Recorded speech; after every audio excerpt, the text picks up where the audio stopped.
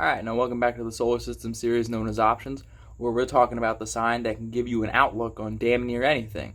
They may not work on it, they may not actually do it, but they can give you an outlook on it for sure. So if you can't tell by that introduction, we're talking about Sagittarius, and more specifically with this installment, we'll be talking about Moon in Sagittarius. So, what is the Moon?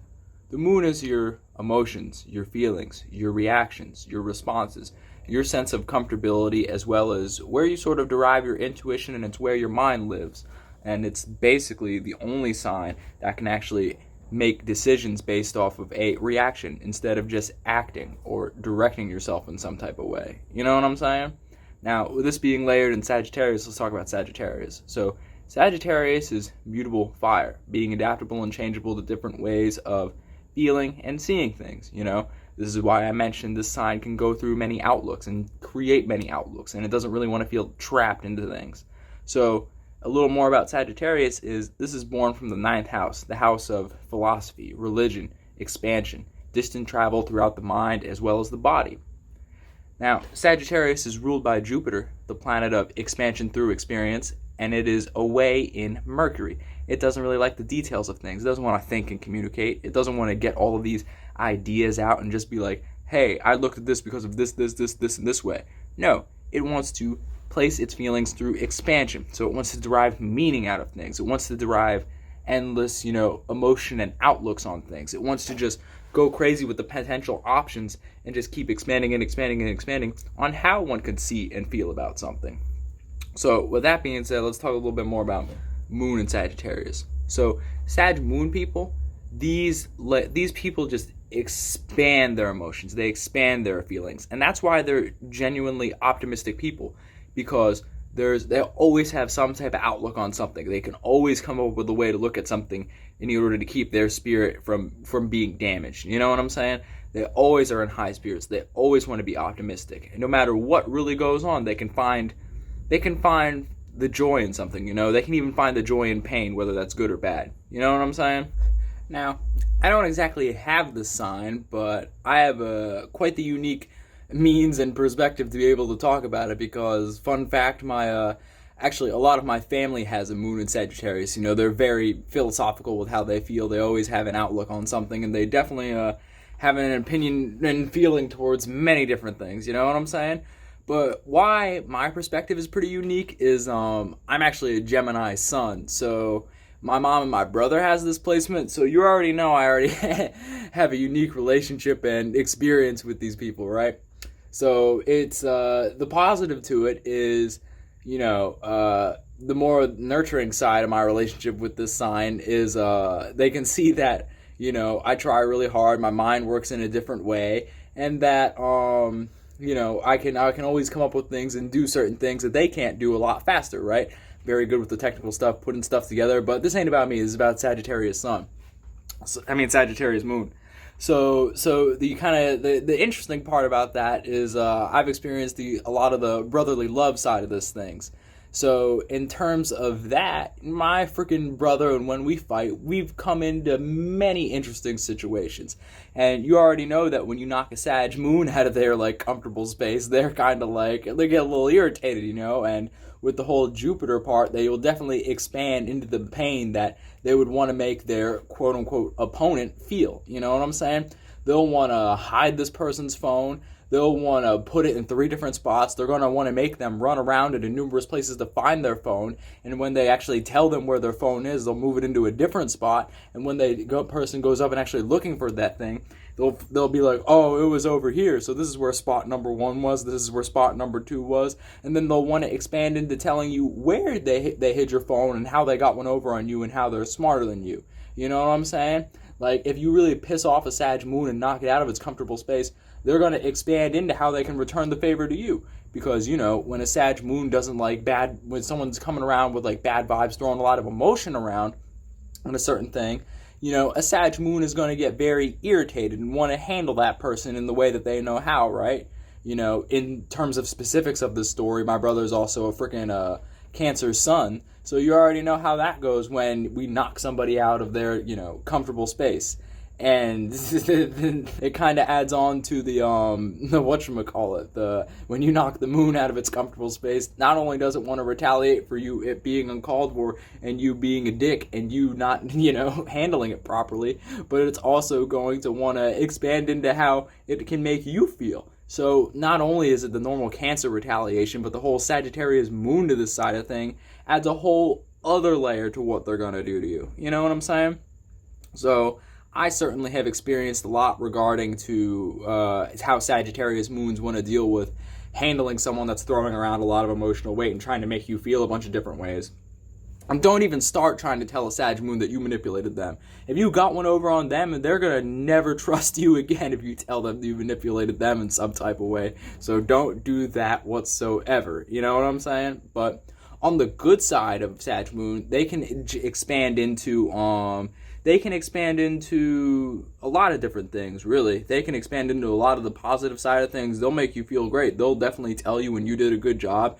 They'll definitely tell you when you're looking at something right, or if you're having a hard time, they'll definitely be the one to lift your spirits, and they'll always try to do something with you. You know what I'm saying? Like, it gets into a lot of different means and methods of how they go about doing it. You don't always want to be pissing them off, because they'll certainly retaliate in a way that you don't want to see, and they'll cut you off and make you feel bad and just mess with your mind the way that you mess with theirs, and they'll do it a lot better than you, because it won't exactly be based on the details. It'll be based on how you feel and how you see something, and it'll just change that all over again. You know what I'm saying?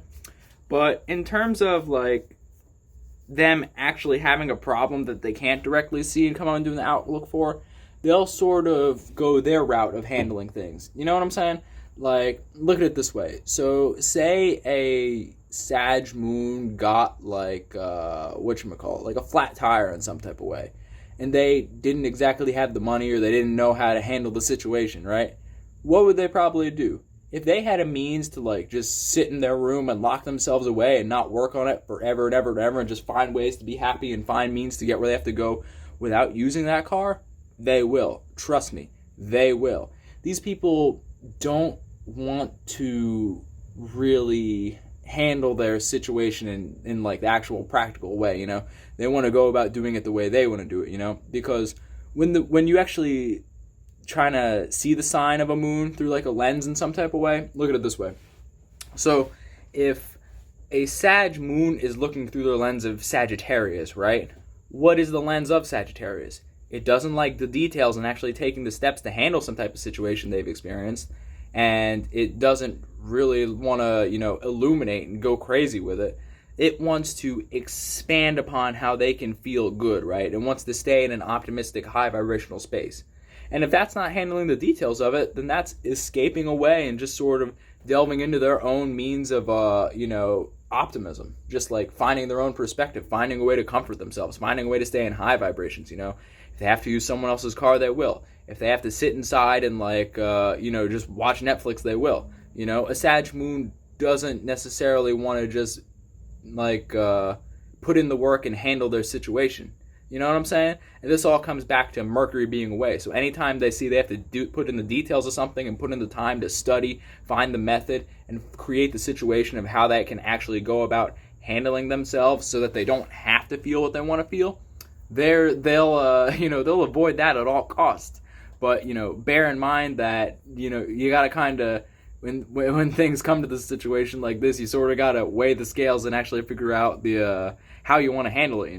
Because when it's in the terms of like the whole ecliptic like relationship and that whole family, a Sag was born next to Scorpio in Capricorn, so it can either go deep in avoidance and brood in itself in its own form, which would be just expanding into their own feelings and their own way of avoiding this and their own way to feel good regardless of the situation, or they can go the Capricorn way and actually buckle down and handle the whole situation from the jump.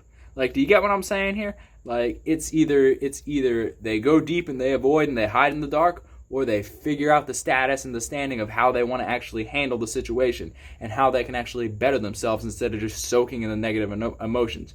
You know what I'm saying? But that's Sag moon in a nutshell right there. So to wrap it up in a sense, Sag moons wants to stay optimistic, right? They want to stay in their high vibrational space where they can expand into the, visions and feelings that they love. You know what I'm saying? but sometimes they do this at a cost to where they want to just ride the wave and not really deal with any problems they have, you know? And they'll sort of get creative regarding how they can still maintain that feeling without maintaining, you know, something in their physical life, you know what I'm saying?